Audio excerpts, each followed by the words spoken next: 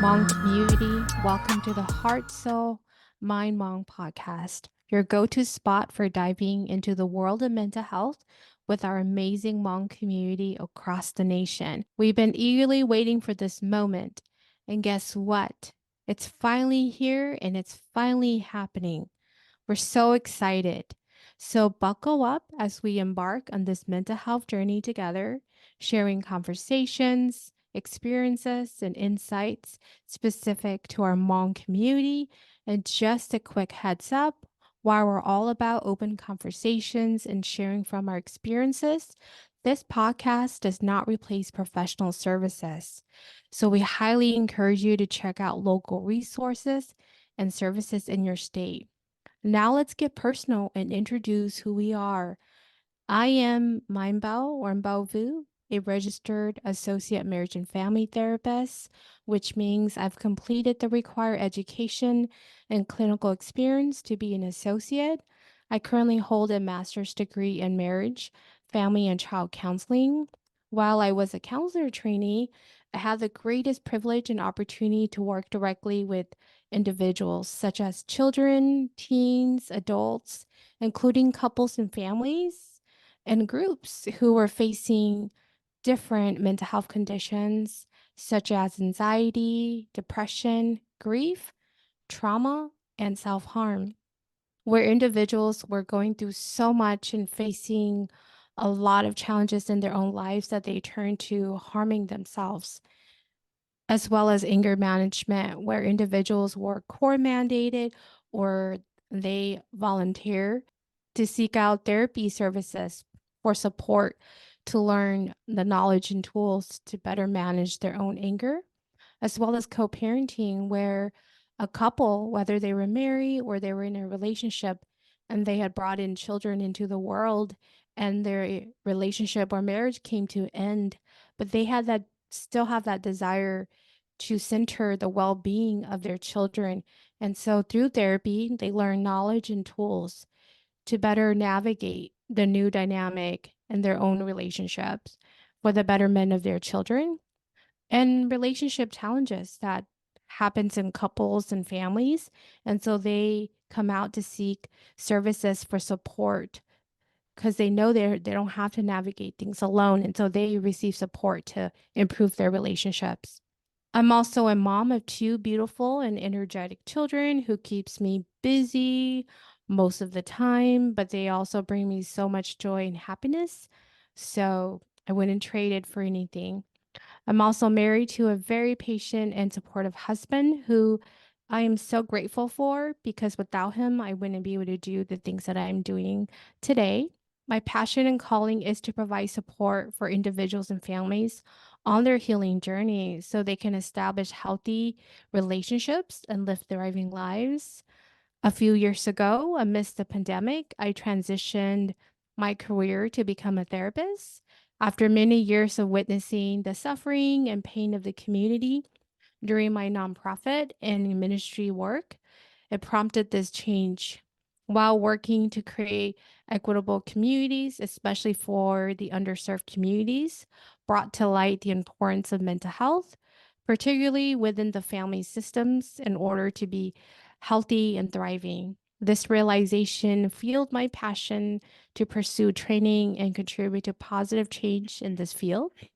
On a personal level, as a Hmong person, I've experienced mental health struggles, including traumatic and really challenging experiences that led me to internalizing feelings of shame and guilt that later developed into a narrative or unhealthy thinking pattern that I was not good enough or inadequate.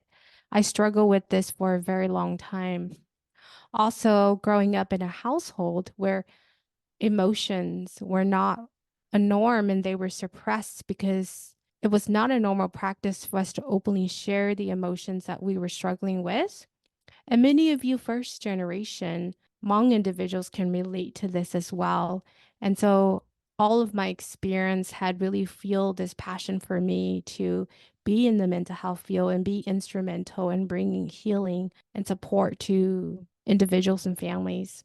And now I would love to give the honor to my amazing co-host to introduce herself. Thank you so much for sharing that, my Bao. Yajong, I'm Lee Yang, and I'm currently pursuing a master's for clinical mental health counseling. I'm also a mom to a beautiful daughter who is the joy of my life. I'm currently working to become an LPCC, which is a licensed professional clinical counselor. I have very deep passion about helping others work through life's difficulties, pain, and troubles to become healthier and stronger versions of themselves. This passion comes from a very personal place. Like you, my Bao, I've also had my share of mental health struggles too. This need was something I began to recognize very early on when I was a teen, and everyone else around me seemed to have it all together, while I felt like I did not. I've come to understand that it was because most people did not talk about their mental health for various reasons. Sometimes they felt that no one could understand, they were afraid of criticism or judgment, or it made them look too vulnerable or weak. So, through my own personal journey, I realized that I was not alone in this. And every individual in this world wants to be heard and seen, accepted, and loved. I know what it's like to struggle through pain and self doubt, to come from brokenness in the home, to experience trauma, to feel that I was alone in my struggles, and to want to seek healing for myself. So, my experiences have brought me to a place of compassion for others, particularly individuals affected by domestic violence, trauma, depression, PTSD, and some of the more prevalent mental health needs of our community. I've seen how mental health is often overlooked and is not a priority to many people and society in general. And I want to be a part of the solution to change this, especially in the Hmong community. We need this so much. My life experiences and my personal faith has led me here, and I'm excited to embark on this journey with you all to make mental health a priority and to find healing. So I'm going to talk about why we launched Heart, Soul, Mind Hmong podcasts. It's pretty simple and personal. We're driven by a collective passion to bring mental health awareness to our Hmong community. We want to break down barriers to talk about emotional and psychological well being and seeking professional help. We want to address the stigmas present in our community and empower you all to examine generational cycles within our Hmong community and individual families, which includes negative patterns of beliefs, behaviors, and habits that impacts our relationships and how we live our lives. We want to provide a safe and supportive space to empower everyone to live thriving and healthy lives through education, encouragement, insights, resources, and professional services. So, I want to share this existing data with you all because, in reality, mental illnesses impact millions of people every year in America, and yet only half of them seek help. The research does show that the Hmong community is the least likely to seek out services. So our mission at Heart Soul Mind Hmong Podcast is to change that narrative over time because mental health is just as vital as physical health because it influences how we think and feel and how we navigate through life. My Bao and I would like to talk about some of the real challenges our Hmong community faces when it comes to seeking professional help. My Bao, can you break down some of those challenges for us? Absolutely. First of all, it's important to recognize that in our Hmong community, seeking professional help, especially for mental health concerns, isn't something that's considered a normal practice. And we want to bring attention to this and acknowledge our own cultural practice, while at the same time, we want to be clear that this practice in itself isn't inherently bad or wrong because we're brought up to keep personal struggles to ourselves and not openly discuss them with others.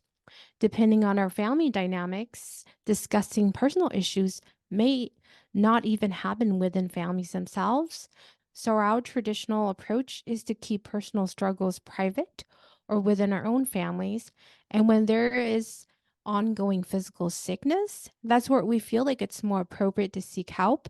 And even when we do, our normal approach is to turn to herbal medicine, shaman healing ceremonies, or spirituality for support and healing. It's what we've done for generations. Another challenge we face is that we also don't have the vocabulary in Hmong to talk about mental health issues, which makes it even harder. As a result, we tend to describe symptoms physically, like stomach pain, chest tightness, or ongoing headaches when someone might actually be experiencing anxiety. Or another common way that we are familiar with when we notice that someone is emotionally distressed. Though in Hmong, we don't even have a word to distinguish between feelings and emotions. But if someone is emotionally distressed, that in itself is actually a clinical term. We would mainly say pneumonia, or when the condition becomes severe, and after doing rituals and herbal medicines for a period, someone then is thought to be qimingbe because they don't seem to be the normal self. These are the ways that are common to us. Again, this is not to put down or criticize our approach in any way, but to share how we have traditionally approached mental health and the way that we know how, especially without proper vocabulary until more recently. We are aware that there might also be other reasons and challenges as well. And so we encourage you all to share them with us by commenting on our Facebook post once this episode goes up on our page. We feel that it's time for a change and to openly discuss mental health concerns in a supportive space. As we share and learn from each other, we're eager to explore more about mental health topics and conditions and provide necessary language with you as a clinician and counselor trainee based on our current knowledge and experience. So, together, we can experience a more meaningful and empowering mental health journey.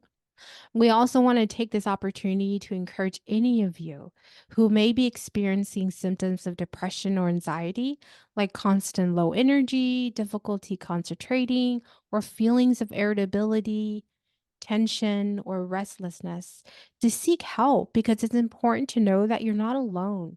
Although these experiences are common, it's equally important to know that help and support are readily available. You don't have to go through this alone. Lee, why should our community consider mental health services, especially if they haven't already? That's a really great question. Our Hmong community has faced a lot of trauma, as you know, and a lot of the challenges throughout history, which have led to psychological struggles. So, without proper awareness, recognizing early signs becomes really difficult. From generational trauma to feelings of isolation and depression, we're dealing with a lot. Early research does show that acculturation, or being able to adapt to a new culture, is a determinant for Hmong people to seek services. It's been almost 50 years that we Hmong have been here in the United States and have been introduced to mental health services. But research says that the two groups who are less likely to seek professional help are those with lower acculturation and those with higher levels of traditional beliefs and practices. So traditionally, we turn to herbal medicine, so if the sickness continues to be persistent, they may ask the shaman to perform a healing ceremony, my Bao, as you mentioned, or depending on the religious beliefs, they may ask a spiritual leader for healing. Bimong, we tend to rely on our spirituality to handle mental health and social problems instead of going to a professional. So, on the other hand, if a Hmong individual is more acculturated, they're more likely to seek help from professionals because they have adapted to mainstream culture. Our hope is that together we can learn to prioritize mental well being, which in turn will help us break these cycles and live healthier, more fulfilling lives. So, Hmong community, come on this journey with us. We're here to empower you with mental health awareness, break down barriers, and start important conversations. Don't forget to check out our Facebook page for resources and stay tuned for our next episode diving into the Hmong diaspora. We felt it was important to explore our Hmong diaspora, considering our history marked by trauma, pain, and perseverance with the desire and hope to move forward. Taking the time to reflect on our past and present helps us focus and find motivation to examine the history we've experienced and make better and healthier choices that affect our future. While we may not have prioritized mental health before, we now can come together to address it openly. We also want to take this time to say a big thank you to every single one who participated in our mental health survey. Your input has really helped to shape future content for our episodes. And so we're excited to share that we do have topics lined up And so thank you so much. We also want to take this moment again to congratulate the 3 winners of the care package. We hope that you found it helpful for your own self care and managing stress. We would also like to give a very special thank you to Laura Zone Low, who created the music for this podcast. Until next time, take care of yourselves. And we encourage you to take small steps towards prioritizing your own mental well being. And remember, you're not alone on this journey. Join us for more heart, soul, mind goodness in the upcoming episodes. See you all soon. Take care and Shinji